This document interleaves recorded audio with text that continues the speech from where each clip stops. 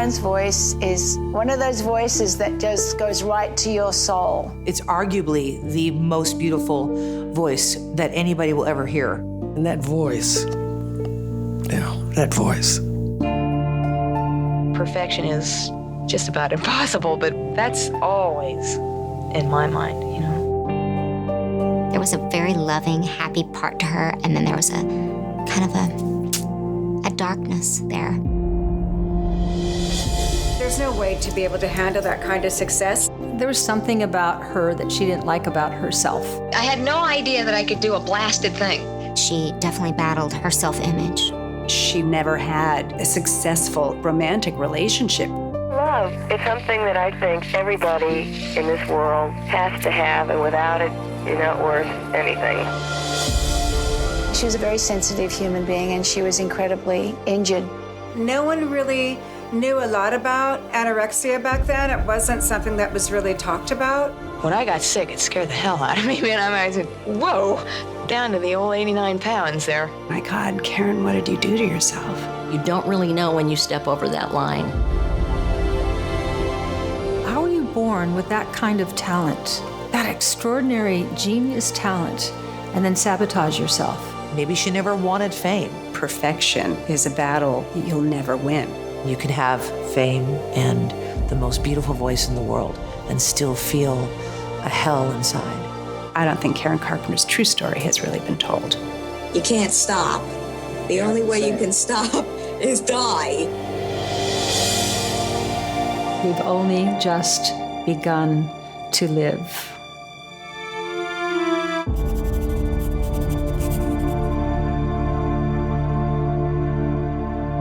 What's up, everybody? This is Fred Richani. We have right here on the line a very special guest. He is a writer, producer, critically acclaimed author, educator, and he is one of the filmmakers behind Karen Carpenter, Starving for Perfection, the new documentary coming out on the late, great Karen Carpenter. We're talking to the incredibly talented producer and writer, Randy Schmidt. Randy, thank you so much for the time. How's everything going? Really good. It's my pleasure. I'm so excited about this week and launching this film. This is a very interesting film. Of course, Karen Carpenter, one of the Carpenters, a legendary career, left us way too soon, an extremely cautionary tale. As our publicist told us, you're like the Karen Carpenter whisperer. You have so much information on her. You've covered her before, done a book as well. But why was this the right time to put out this documentary? I was approached almost 4 years ago now by the head of production, or the head of the company actually, at AMS Pictures in Dallas. And since I'm located in Denton, he had just up the road from Dallas. He had heard that the Karen Carpenter guru, or whisperer, whichever one you want to call it, was just up the road. And they do a lot of programming for mostly for television, for HGTV and Reels and lots of different networks. And they've done a few standalone documentaries over the years. And he just said, hey, how do you think we can work together and find a new way into Karen's story, or bring it, to a new generation of viewers and fans, hopefully too. So it's been about 3 years of work. Of course, COVID happened in the middle of that and kind of shut things down for a while. But it's been a really exciting time to get to interview people, kind of an extension of my book. My book, Little Girl Blue, The Life of Karen Carpenter, came out almost 13 years ago. And what we've really done with this documentary, it's not really based upon the book, but it's sort of like we took certain themes from the book and expanded upon them.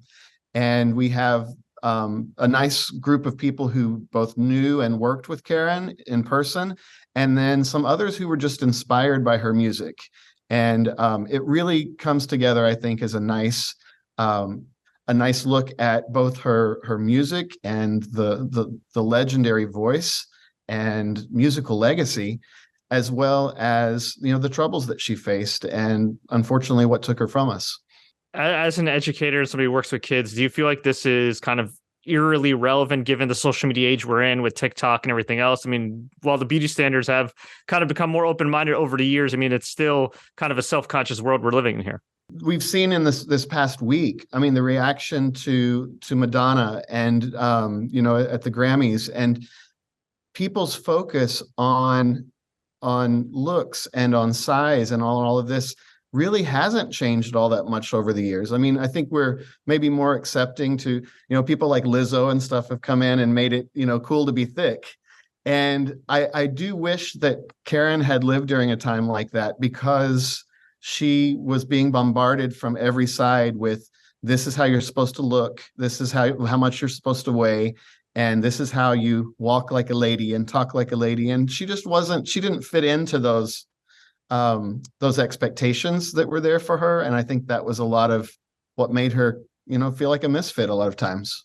For sure. It's definitely an unfortunate cautionary tale. Now, when you're working on this, of course, you worked on the book, and I mean, you're such a Karen Carpenter expert. Without giving too much away from the documentary, was there anything that you learned about her and just the Carpenters in general during the making of this doc that you didn't know previously? I don't know that I learned anything completely new, but just solidified more thoughts or feelings about it.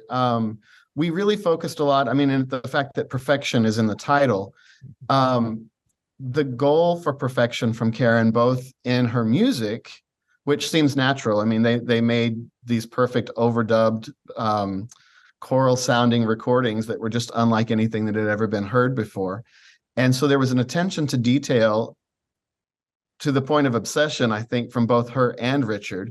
But with Karen, it carried over into her personal life as well. And there was definitely, as Olivia Newton-John told me, there was obsessive compulsive disorder is what she was never diagnosed with it, of course, but that's what Olivia felt, knowing her on a day-to-day basis, visiting her condo that she lived in, and seeing that the hangers in the closet were exactly, a quarter or a half inch apart from the next one, and everything was color coded and labeled, and she was just very, very particular. And I think there was a lot in Karen's life that she wasn't able to control, because whether it be the record label or family or whatever, everybody else was kind of calling the shots for her.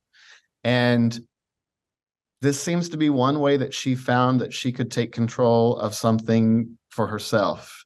And unfortunately, it was something that turned out to be self-destructive. I cover a lot of sports. You always hear about, sports teams now employing like a sports psychologist, especially for road games and things of that nature. And I know in music, we don't really think about that, but a lot of times now in the digital age, most artists are making their real money on touring. Do you think the onus should be on some of these record companies or media conglomerates to have some type of, counselor or nutritionist or just some kind of, therapist, like on the road, with these celebrities, with these artists, like when they're traveling, and then just, in general for a check-in?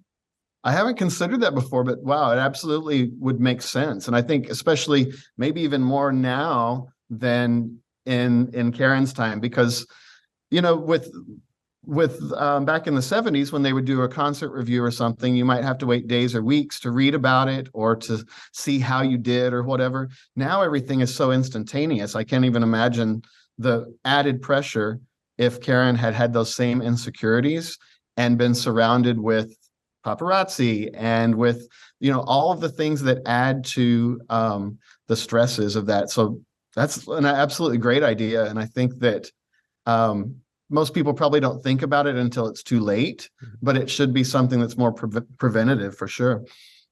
Yeah, definitely. We'd definitely like to see people be more, proactive than reactive. As you said, you mentioned Olivia Newton-John, the late great Olivia Newton-John. You've got some heavy hitters appearing in this documentary. Who was the hardest person to kind of lock down and track down for you? Well, let's see. I had interviewed Olivia first back in 2009 for my book, and I didn't know for sure if I was going to get her for this. And it kind of came in. It was actually a remote interview during COVID. And she was doing quite a few at that time from her home. And it worked out really well that the timing ended up being right, because I had asked several times and it hadn't worked out. And we got Suzanne Summers and Belinda Carlisle, Kristen Chenoweth, Carney Wilson. I don't know that anybody that we got was necessarily all that difficult. Carol Burnett, as you can imagine, with that legendary status that is Carol Burnett, we kind of lucked out in that way because the production company AMS that produced this was also producing an I Love Lucy documentary for Reels at the time. And so they were able to book an interview with Carol Burnett on the subject of Lucille Ball.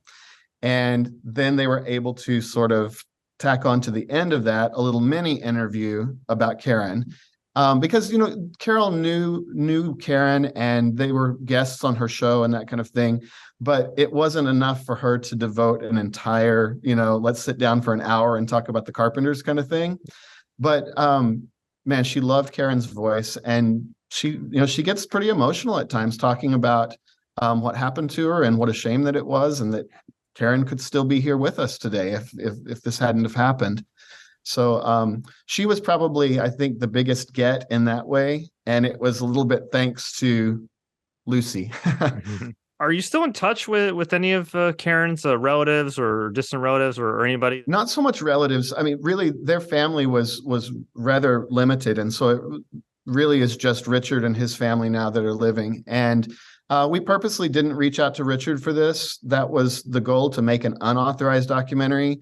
And as the documentary itself discusses, the control issues from the family in the past, and the whitewashing of the story at times to kind of get their version of it across. And we weren't looking for editorial control or anything like that. So we didn't approach Richard. Luckily, though, through this whole process, I've stayed friends with several of Karen's friends. Some of her childhood friends have hosted my husband and I at their cottage in Connecticut, not far from where they grew up with Karen. And then her best friend, a woman by the name of Frenda, just passed away recently. But up until her death, we remained in touch off and on from the time I interviewed her back in 2009. So it's been neat to get close to people who were that close to her, and to hear from them that she would appreciate the love and care. Because it's a lot of times it's difficult subjects, and I do my best to approach them with the utmost respect and dignity, and want her. I mean, I'm a fan, but I'm also a researcher, and I don't want to have so much of that fan hat on that I don't tell the true and full story. And that was a point that I got to with right before Little Girl Blue, the book was being finished up. I realized I can't write this as a fan hoping to please Richard Carpenter or something and get his blessing on this. I got to tell the real story. And a lot of these friends came out of the woodwork and really helped me to do that. And I love that about the documentary and just your work in general. Like, I mean, it wasn't like exploitative or anything. You handled it with delicacy, but you did tell the real story. Like, hey, this is really what happened. This is what she was really dealing with. These are the real pressures. And this is a story that, while it's unfortunate that happened, is an important one to tell, because it can, who knows, it can help somebody else, right? Mm-hmm. Absolutely. And I'm glad that came across, because that's definitely the intention, and everything behind this has been with the utmost care for the subject matter. We really do appreciate your time, Randy, and it's been a pleasure talking to you about this documentary. It was a pleasure checking it out. I hope everybody does. Before we let you go, where can we find you online, and where can we find this documentary playing next? The documentary has a site that'll be, I'm not sure if it's live yet or not, but it's karencarpenter.com. And I can be found on Instagram or Facebook, both personal page and an author page. And what was the last question? Did you ask about where they can find the documentary next? The documentary. At this point, it's going to be hitting several different film festivals. We open this weekend with the world premiere at the Santa Barbara International Film Festival. It'll be going to Sedona after that, and then several others in the near future. So until this gets a distribution deal, it'll probably be kind of crisscrossing the country here and there at random festivals, and hoping it gets some good attention. And I appreciate you helping with that. Hey, happy to. And hey, I'm a great documentary. I'm sure it'll get distribution at some point. And bonus question for everybody watching this or listening to this, if they're not convinced by now, why should people watch Karen Carpenter Starving for Perfection?